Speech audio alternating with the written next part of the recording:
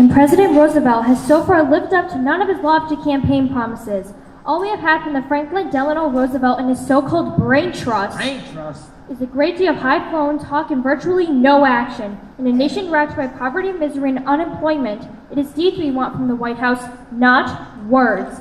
In short, Mr. President, if you are listening, we've had enough of your fireside chats. It's time to... Criticism, damn it! Nothing but criticism. I know. My friends, I say again, the only thing we have to fear is fear itself. Frank, you've already been elected. Every cloud is a silver lining. You never play jest without a smile. Thank you, Lou. Show them in. President, good morning. Well, who is this we have here? Mr. President, this is my good friend Annie. Annie. She so wanted to meet you that I couldn't resist bringing her along, just to say hello. Of course, the little girl who sang so beautifully on the radio last night. How do you do, President Roosevelt? How do you do, Annie? You're as lovely as you sound on the radio. Thank you, President Roosevelt. Well, gentlemen, shall we begin? Annie, if you'll wait outside, we'll just... No, Oliver. Let Annie stay. Having a child on hand will keep us on our best behavior. Oh, all right, Annie? Harold, I don't want to hear even so much as a gosh out of you. Child? Now, Oliver, since you speak for those happy few Americans who have any money left, I'd like to give you our views on matters. Now, from the words of Calvin Coolidge, the business of this country is business. Yes, and for the good of you, the country, Wall Street, and me, I'd like to get my factories back open and the workers back to work. According to my latest figures, 50 million Americans are out of work, and nearly 50 million have no visible means of support. Mr. President, if I may say so, unemployment is not our worst problem. The dispatches from Germany are becoming more and more serious each day. There could be war. Germany? Hell, people are starving in this country. I know that, but in the long run, we're not. Cordell, for people who are starving, there is no long run. The thing is, it's all happening at once. The stock market has taken another nosedive. Sit-down strikes, riots. Floods, dust storms. And the FBI still hasn't caught Al Capone. But at least we're all agreed on one thing. The situation is hopeless and getting worse. Henry, I'd like to see those figures. The sun will come out tomorrow.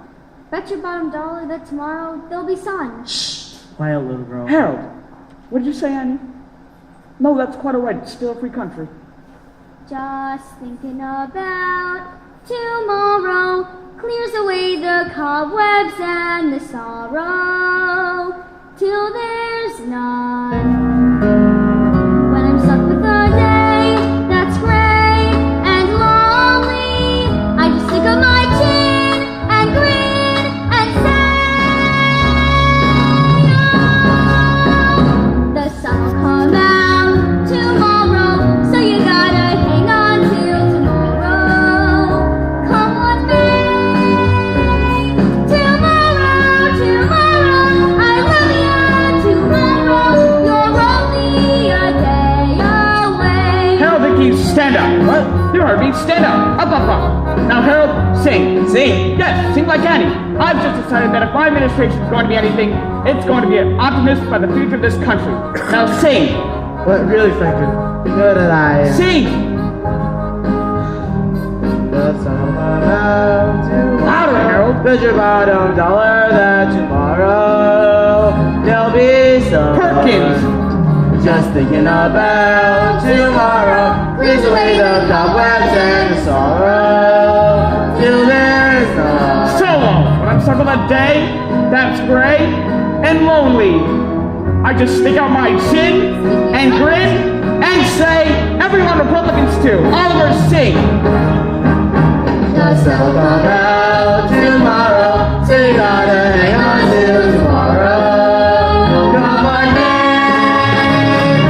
tomorrow, I love you tomorrow. You're only a day away. Tomorrow, I love you tomorrow. You're only a day away.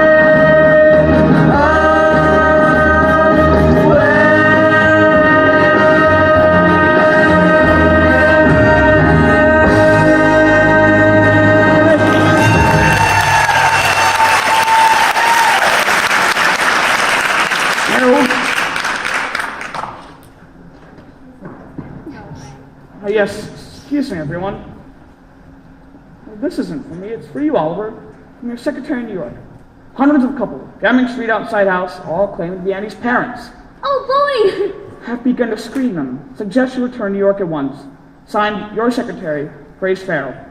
Well, it seems as though the Hour of Smiles has more listeners than we thought, huh, Annie? Gee, hundreds of couples? One of them's bound to be my mother and father! Well, all of our suspect we gotta be getting back to New York. Yeah, I suppose so. If you don't mind. Bye, everyone. Bye, President Roosevelt, and thank you. No, thank you, Annie. You're the kind of person the president should have around him. Mr. President, what if we set up 100, no, 1,000 federal projects? Damn! Yes! Yes! Yes, and put the unemployed to work building them. We could create 5 million new jobs within 6 months. And weekly paychecks will get all those workers off relief and back to paying taxes. We'll build a country so strong that nobody, including Chancellor Hitler, could ever defeat us in a war. Mr. President, what have we got to give this country is nothing less than a new outlook, A new vision. A new approach. A new concept. a new dedication. A new horizon. A new spirit. New Deal. Gentlemen, I was right the first time. The only thing we have to fear is fear itself.